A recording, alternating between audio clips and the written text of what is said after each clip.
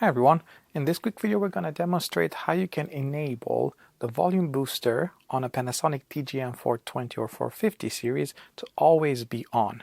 So in one of the previous videos we demonstrated how you can use the volume boost functionality when someone calls by pressing the volume boost key down there. However, every time you actually end a conversation, the volume boost will be disabled and you have to enable it every single time. So in order to enable it, all you need to do is go into menu, then type #782, which will bring you to a function called Auto Boost. Let's turn this on, and now simulate another call.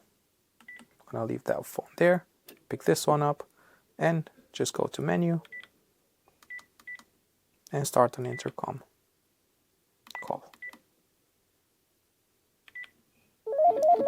Set that aside, pick this phone up, and hopefully you can see the volume boost is already enabled. And this will always stay on going forward. Hope this helps.